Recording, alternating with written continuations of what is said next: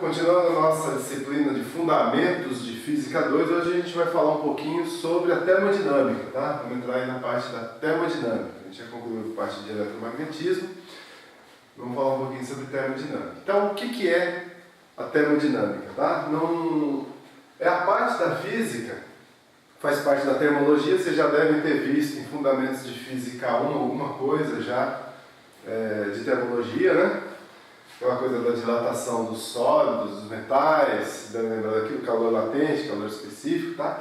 Na termodinâmica é a parte então da física que estuda então as transformações entre calor e trabalho, é nisso que a gente vai focar, tá? Então as transformações entre o calor e o trabalho.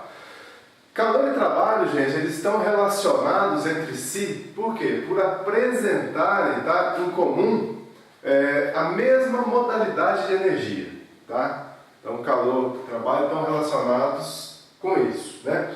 O calor, o que é? É energia em trânsito, tá? A movimentação dessa energia de um corpo para outro em função do quê? Da diferença de temperatura existente entre eles, tá? Então, o calor, ele se movimenta, um corpo mais quente para um corpo mais frio, passando desse corpo que está mais aquecido para o corpo que está mais frio. Isso é calor. Então, calor é essa energia em trânsito, né? E o trabalho, o que é? Trabalho também é uma energia que está em trânsito entre dois corpos, mas devido a que uma força, uma ação de uma força entre eles, né? Então, quando você empurra um objeto, é a energia em trânsito da sua mão com esse objeto, tá? Então, beleza. Calor é objeto. Bom, a gente vai considerar então a transformação entre... A gente sempre vai considerar um gás, tá? E sistemas formados por recipientes, né, contendo essa massa de gás e em equilíbrio térmico, tá? Então, gás e trabalho são relacionados nesse sistema, tá? Então, essas transformações em um gás perfeito em equilíbrio térmico, tá? Um recipiente com esse gás. Beleza? Energia interna. Então, um outro conceito muito importante, a energia, então, que esse gás armazena, então, dentro de si. Então, o gás está ali armazenado, ele tem uma determinada energia interna, que é essa movimentação, né, das moléculas ali desse gás, e essa movimentação está associada à sua temperatura. Então é o seguinte, quando há uma variação de temperatura positiva maior que zero, também há uma variação da sua energia interna positiva. Ou seja, a gente diz o seguinte, a energia interna aumenta, tá? Aumenta a temperatura, a energia interna automaticamente aumenta. Diminuiu a temperatura, um ΔT aqui, ó, a temperatura diminui, fica menor que zero, a energia interna do sistema desse gás diminui. Quando não tem variação de temperatura, tá? O ΔT igual a zero, a energia interna também não se modifica, então também não tem variação da energia interna. Então você pode dizer o seguinte, recebeu uma determinada quantidade de calor, lembra do quê? Esse aqui, ó. Recebeu uma determinada quantidade, deixa eu botar aqui em cima, ó, quantidade de calor.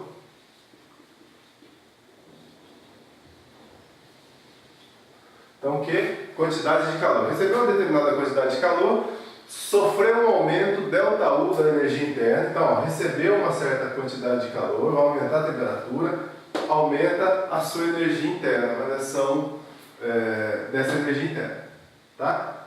Recebeu uma quantidade de calor, aumenta a sua temperatura. Aqui a gente está vendo um êmbolo, tá? Vocês vão imaginar que aqui tem uma determinada quantidade de gás, né? Aqui você pode imaginar o seguinte, que houve vamos botar aqui um bico de Bunsen aqui, né? Vocês conhecem das aulas de química?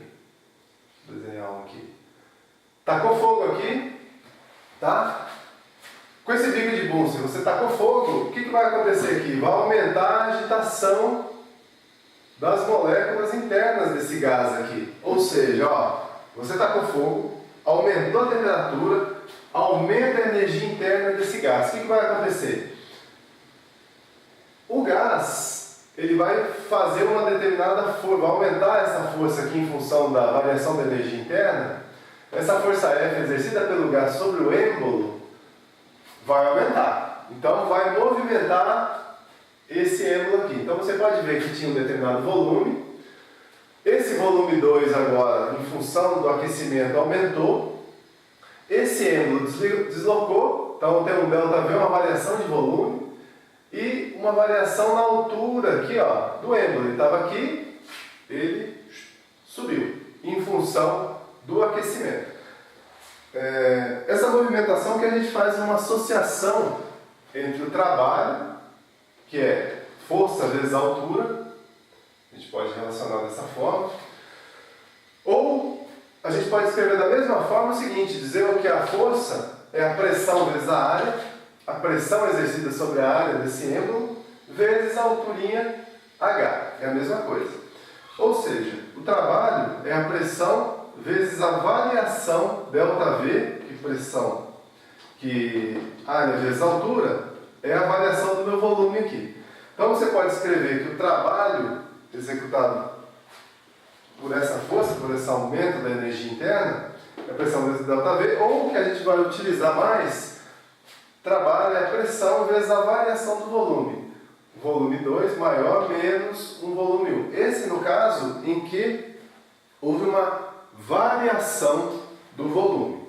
A gente vai ter casos também que pode ter uma variação da temperatura e o êmbolo fazer uma força contrária. Vou colocar para vocês agora como é que fica a questão do sinal do trabalho em função da dilatação ou da retração. A gente viu então aí, o gás expandiu.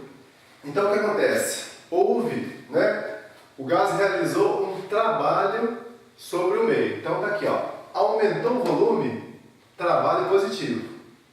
Tá? Então o gás realizou um trabalho sobre o meio. O volume diminuiu, o meio realizou trabalho sobre o gás. Tá? Houve uma compressão, deslocamento, então, se fosse o contrário aqui, tivesse um deslocamento aí negativo, o meio teria realizado trabalho sobre esse gás. Variação de volume, não houve, igual a zero, então não teve variação, também não houve variação de trabalho. Essa aqui é uma condição importante, tá, gente? Então, na verdade, as três, Mas pode, se não há variação do volume, não tem realização do trabalho, tá? A gente vai usar muito também a questão dos gráficos, Então, um diagrama aqui, um gráfico aqui, pressão por volume, esse primeiro aqui. Então você pode observar o seguinte, ó, pressão por volume.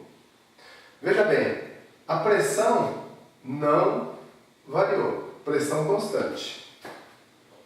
Deixa eu até marcar aqui para vocês, ó. O que está significando esse diagrama aqui? Pressão então não varia, pressão constante, ok? Depois a gente vai falar sobre essas transformações, quando a temperatura não varia, isotérmica, quando a pressão é constante, quando a pressão não varia, uma transformação isobárica. A gente vai chegar nessas transformações, nessas condições particulares aqui. Mas veja, há uma variação do volume. O volume 1 aqui, ele é menor do que o meu volume 2, ou seja, houve trabalho. Olha, variação do volume positivo, nesse caso aqui, o trabalho vai ser também positivo. Tá? Então aqui, o que aconteceu? Houve uma expansão, seria alguma coisa semelhante a isso aqui. O gás realizou o trabalho e expandiu. Nesse outro diagrama, também pressão por volume. Vamos lá, aqui o gráfico está nos dizendo muita coisa. O volume 1, o volume inicial, olha só, gente. Então atenção na hora de analisar o gráfico. Ele é maior, olha aí, está mais distante do eixo do gráfico aqui, Então o volume 1 era maior. O volume 2, o volume final desse sistema aqui, desse gás, ele diminuiu com relação ao volume inicial. Opa! O volume diminuiu, o trabalho aqui então foi negativo. E olha só, aqui diferente do primeiro caso, está tendo uma variação da pressão. Você vê que a pressão aqui, ó, inicial, ela é uma, e a pressão final é outra. Ó. Houve uma diminuição da pressão e uma diminuição do volume. Numericamente, a área desse gráfico aqui, pressão por volume, nos dá o trabalho. Então aqui, ó, o trabalho, ele é a área desse gráfico aqui, tá? A gente vai ver depois como calcula. Esse cálculo dessa área seria mais difícil, essa área é muito mais simples, né? Aqui a gente teria que usar uma integral para calcular o valor do trabalho. Agora a gente vai fazer, já vamos mostrar um exemplo de aplicação. Exemplo 1, tá? Primeiro exemplo aqui, para a gente ver essa questão do trabalho.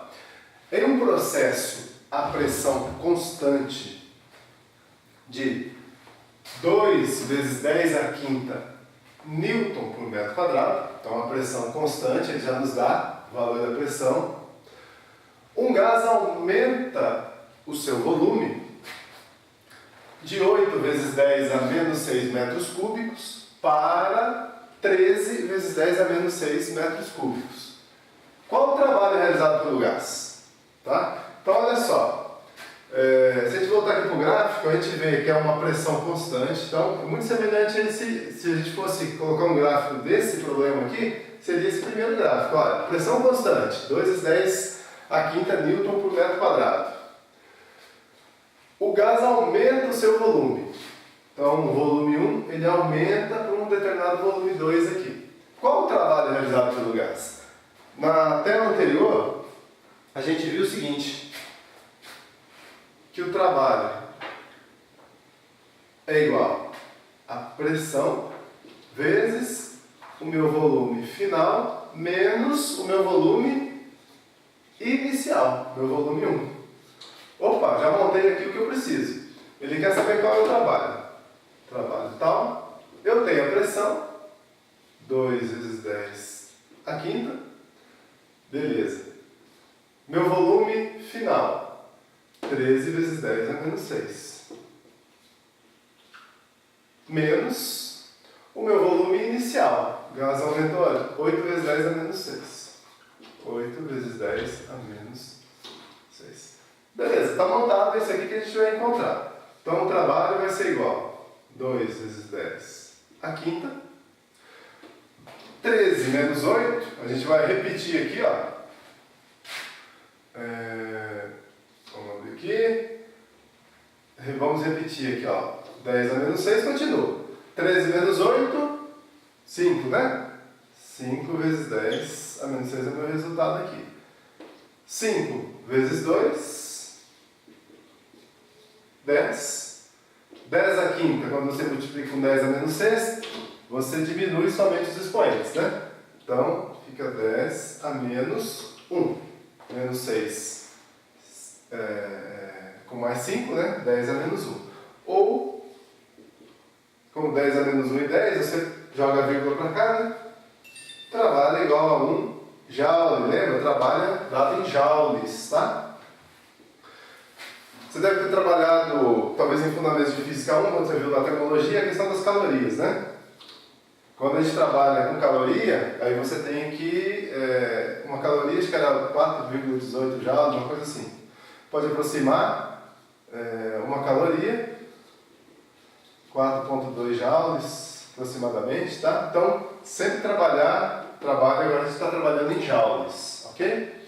Vamos agora para a primeira lei da termodinâmica. Então aqui, gente, a gente vai falar agora da primeira lei da termodinâmica, tá? Parte também muito importante. Então, você tem aqui o seu gás, está confinado, aqui está o êmbolo, né?